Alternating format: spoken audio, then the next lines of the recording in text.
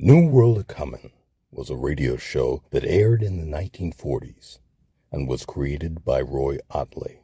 The show was based on Ottley's book of the same name and was aimed to highlight political and racial issues through real-life experiences of African Americans. The experiences included instances of black U.S. soldiers being denied service at restaurants and movie theaters while on leave, discrimination in the workplace, unequal pay and opportunities, and other civil rights issues. It was pretty bold stuff for the time period. This episode is on Dr. Charles Drew, the pioneer in the field of blood transfusions, who developed improved techniques for blood storage.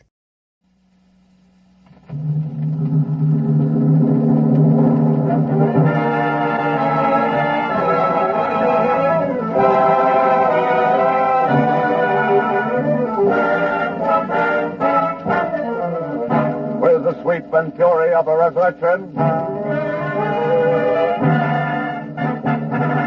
there's a new world a-comin'.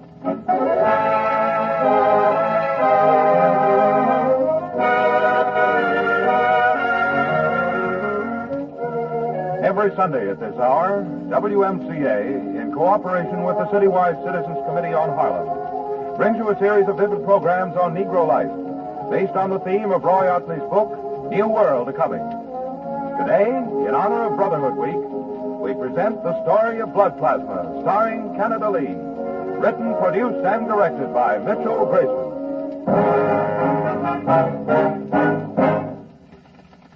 And now, the story of blood plasma.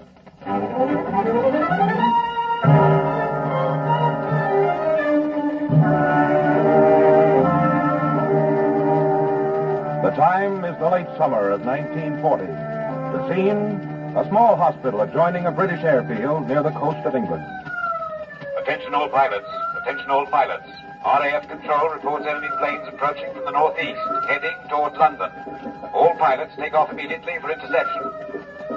I say, look at them, Dr. Chase. There they go again. I don't see how they do it, Wingate. Some of those boys have gone up after Jerry at least 10 times today. And no sooner do they return to the field than off they go again. And if we can last through this blitz, we'll last through anything. If we do, we'll owe everything to the boys in the RAF. They've done so much with so little. It's almost unbelievable. Dr. Chase. Yes, nurse. Dr. Chase, we're running short of blood, sir. What's that? We have only a few more ampules left in the hospital refrigerator. Running short of blood? How in the world did that happen? We've admitted 31 wounded flyers today and administered blood transfusion to all of them. How many ampules do we have left, nurse? A half dozen, sir. 1 pint each. A half dozen ampules. Great Scott, we'll have to get some blood right away. Wingate, call Dr. Beatty. He's in charge of the RAF blood transfusion service at the Air Ministry. Tell him it's vital that we have at least 200 ampules of blood delivered here immediately. Yes, Dr. Chase. Give me Dr. Beatty at the Air Industry. Quickly, please. Nurse, this is serious. Hello, Dr. Beatty. Without blood, we won't be able to treat the next group of wounded. I would have reported it sooner, sir. But we're short-handed, and I was attending the patient. Of course.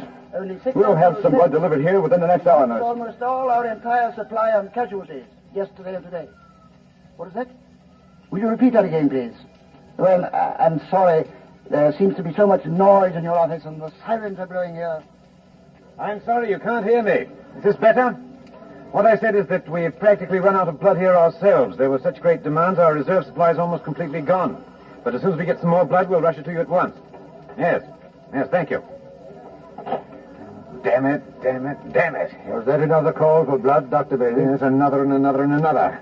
Here are men in the RAF, outnumbered by the Jerrys and planes 10 to 1, going up time after time, getting shot up badly, returning to their field, suffering from bullet wounds and shock from loss of blood. The very fate of the world rests on those boys being able to get back up in the air at once to hold off the Jerrys. And here we are with almost all of our reserves of blood gone. It's horrible. We need blood. Any solution? Solution? Look at this desk, piled up with letters requesting blood, more blood. Here, look at this drawer, filled with more letters. We've already organized an emergency project to get some blood. But it may take a week, perhaps longer. And then it may be too late. Wait a minute. This letter. What is it, Dr. Beatty? This letter. Yes, it's from an American, former medical student of mine. Worked under me when I was associate professor of anatomy at McGill University in Canada. He's a brilliant young Negro doctor who's now assistant professor of surgery at Howard University. He's been writing to me about his experiments with blood plasma and blood banks at the Presbyterian Hospital in New York. This may be the answer. What's your idea, sir? My idea is to send him an urgent cable, asking him to send us as many ampules of blood plasma as he has on hand. Perhaps we can get 5,000 pints immediately. Yes, a good idea. By the way, what's this young doctor's name? Oh, Drew. Dr. Charles Drew.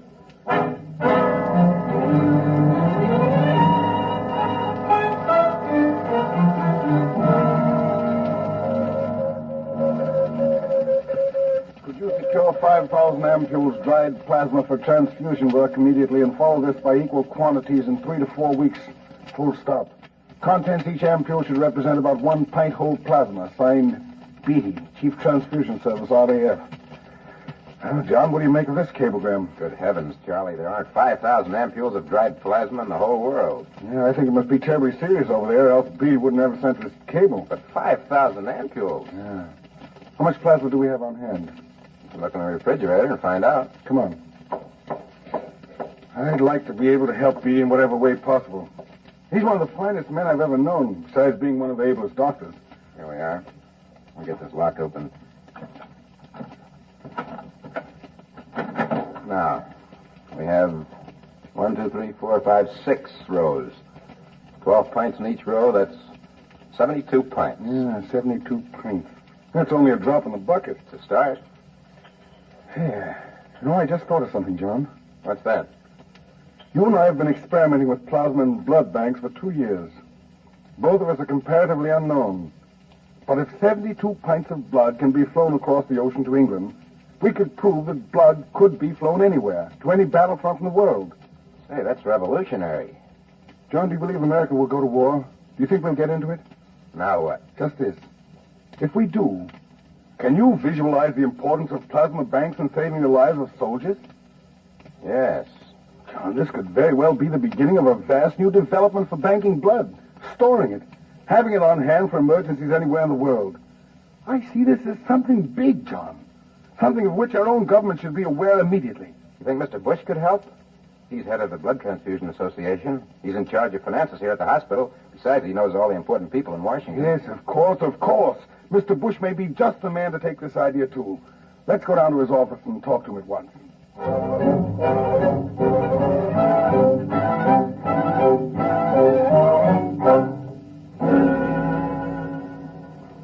Well, gentlemen.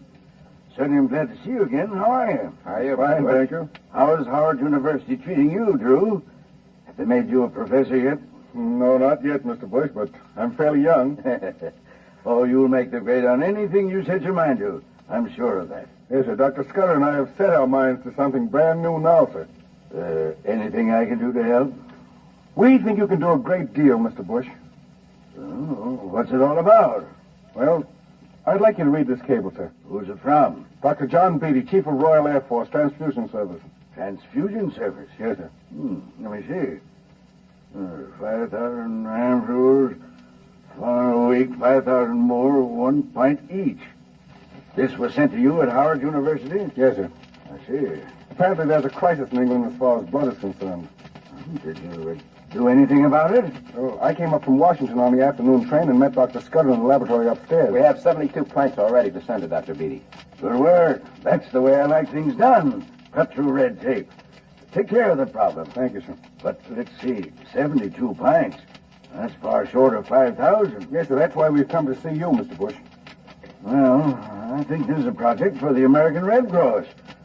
How it's worked out can be determined later. The thing we must do now is to get some Washington officials interested and start the ball rolling.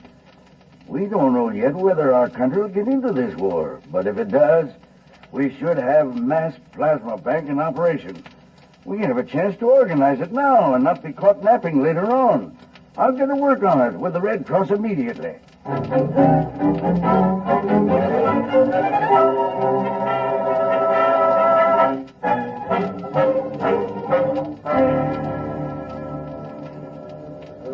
All right, gentlemen.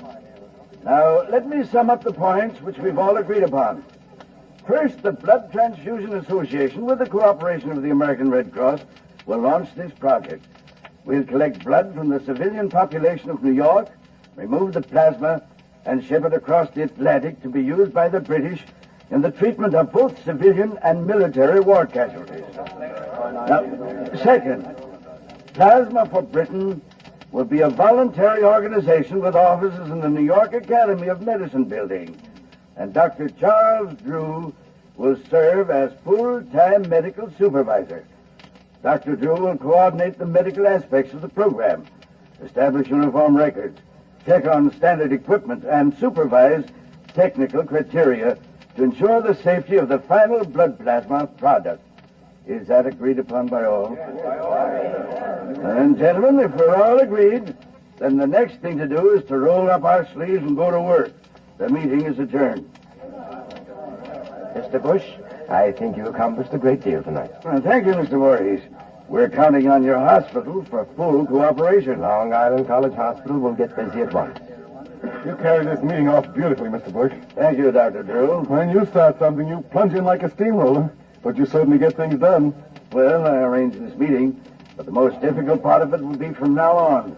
It'll be up to you to make a success of the project. Oh, we won't fail, sir. I'm counting on you, Dr. Drew, because if the day ever comes when our government enters the war, as it may, our armed forces will need every bit of knowledge and information that you'll be able to gather. Now, get yourself some sleep tonight so you can start bright and early in the morning.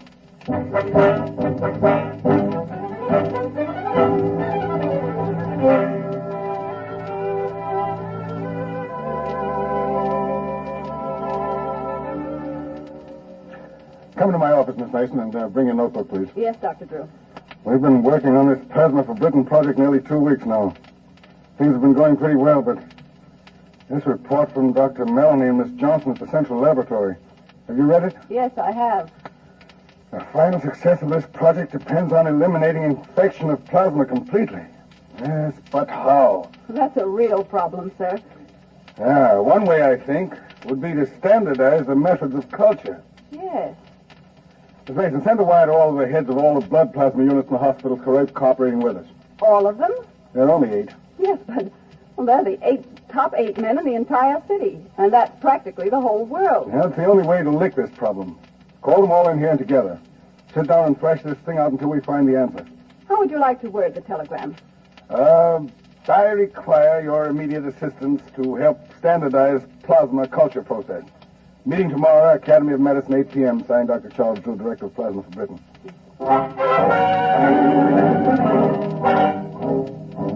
Provide a dust-proof hood or room, preferably air-conditioned and bathed in ultraviolet light at all hospitals where plasma is pooled. All persons handling the distribution of pooled blood should use surgical technique. Wear sterile gloves, gown, cap, and mask. Where suction for pooling is created by motor and pump apparatus, use a water trap interposed in the line to prevent a backwash of contaminated air. Use a stainless steel 120 mesh filter in the line between the donor bottle and the pooling bottle. Dr. Drew? Dr. Drew? Yes, Miss Mason? Congratulations, Dr. Drew. The latest analysis by Central Laboratory reports contamination 0.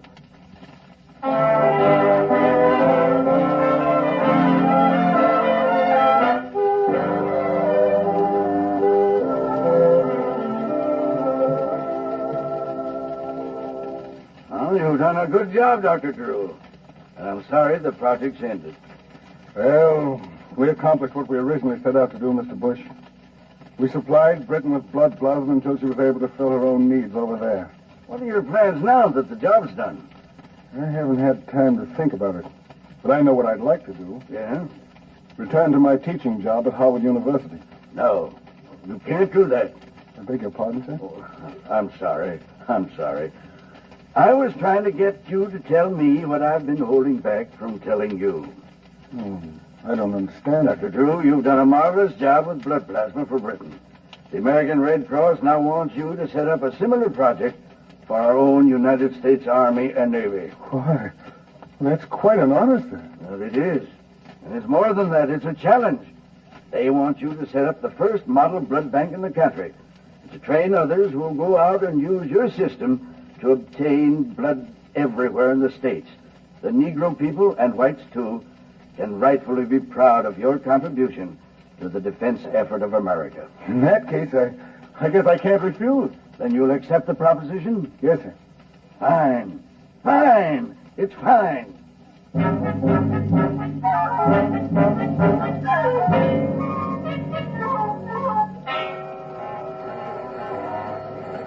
Hello? Hello? Yes? Yes, this is Dr. Drew. Oh, hello, Dr. Taylor, yes. Yes, I want you in on that meeting tonight. I hope you'll be able to join the organization. Yes? Yes, go on the payroll. We want the best men in the country, full-time. See you tonight. Hello? Hello? Yes, this is Dr. Drew. Who? Oh, Colonel Booth. How are you, sir? How many donors today? 300? Excellent. That sets a new record, doesn't it? Yes, we can handle them. Our staff is growing, sir. We've already collected about 2,500 pints of plasma. No, sir, no breakdowns yet. Everything's working smoothly. Thank you, sir. Thank you. Goodbye. Mr. Baldwin of Westinghouse Refrigerators here to see you by appointment, Dr. Drew. Send him in, Miss Mason. This way, Mr. Baldwin. Thank you, ma'am. I'm pleased to meet you, Mr. Baldwin. How do you do, Doctor? Oh, mighty busy shop you have here. Yes, we've grown so rapidly we need a brand new refrigerator to store all our plasma bottles. Anything wrong with the refrigerator you've got now? No, except that it's too small. Too small? Why, it's designed to hold 200 bottles, Doctor. Yes. We need a new one that's designed to hold 1,000. You mean you've collected that much blood? We will in time, but we have to plan for it now. I see. Well, it's a big order. Can you do it? Now, how soon do you need it? We're racing against time here. Every minute is precious. Well, I think you can have it if. I don't like to say this because it means calling in our competitors. Yes, what's the if? If the other big refrigerator companies, General Electric, Kelvinator, and all the rest, pool their best patents. If we all do that, we'll give you the biggest and best refrigeration system in the world. I'll leave that in your hands. You have the Red Cross authorization to go ahead and make it.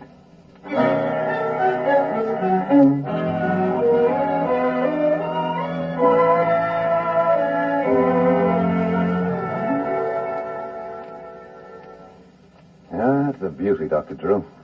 Never saw one quite like it before. That's because there's never been one like it before, Dr. Taylor.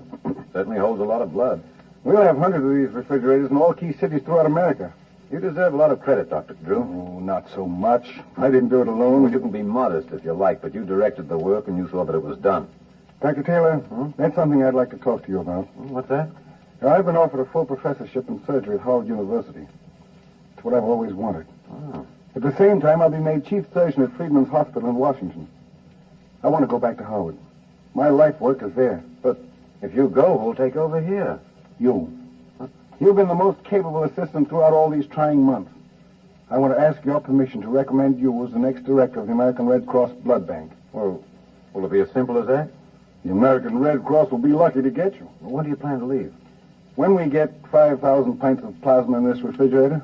You haven't many to go. No. Well, perhaps another 2 or 3 weeks, I guess. Oh, we'll certainly miss you. But on the other hand, I can understand why you're so anxious to take the Howard offer. It's a great opportunity. Yeah, keep your fingers crossed until we get that 5,000 pints of plasma. I'll keep my fingers and both hands crossed.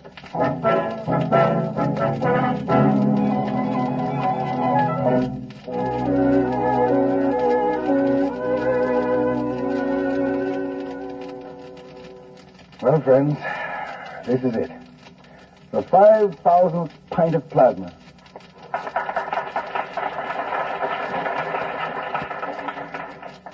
The applause should be for you. You, Mr. Bush, Dr. Scudder, Dr. Taylor, Mr. Voorhees, Miss Mason, and all the hundreds of doctors, nurses, technicians, and scientists who have given their tireless energies and magnificent efforts to make the first phase of this project a success. In this blood bank which we helped to create, there's the blood of all people. Protestant, Catholic, Jew, Mexican, Chinese, Negro. In a way, that's highly symbolic to me. It is the strength of America that is here. The real life of America. If the occasion ever arises when this strength is needed to give new life to Americans, we shall be prepared. And they shall have that new life. And the greatest honor shall be yours. You pioneers of the American Red Cross Blood Bank.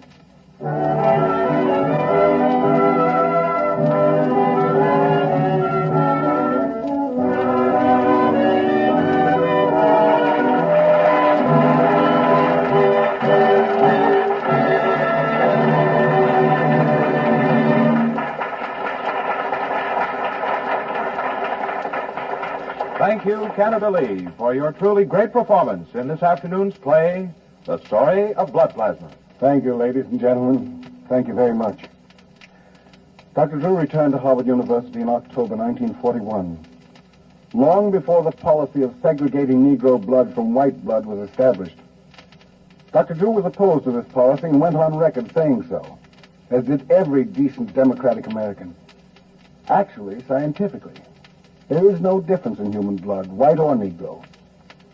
It's ironical, to say the least, that the record of such a splendid piece of medical work has been marred by bringing in the race issue. We do not overlook that issue. We must continue to urge a change in policy. But meanwhile, men are dying on the battlefields of the world, and blood is needed. It is vitally needed. Today, the immediate issue is getting blood from all people, so that our boys' lives can be saved. So, I have a suggestion. How many people in our radio audience will volunteer to donate a pint of blood as a tribute to the work of this great Negro doctor, scientist, and surgeon, Dr. Charles Drew? When this program is off the air, will you telephone me here at station WMCA, and I'll arrange an appointment for you. The number is Circle 6 2200. The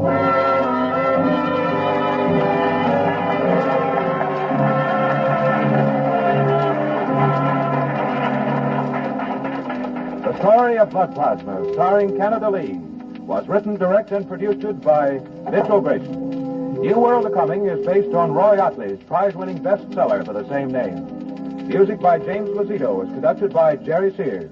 The theme song was composed by Duke Ellington. Members of the cast today included Maureen Scott, Joe DeSantis, Joe Julian, Sanford Bickert, Tom Hoyer, Alan Devitt, and Alex Scorby. Your announcer, George Willard.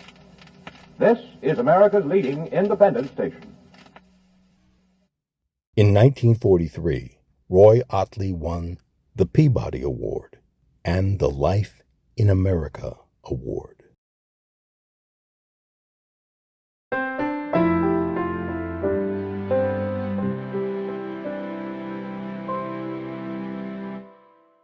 This is African American History is American History,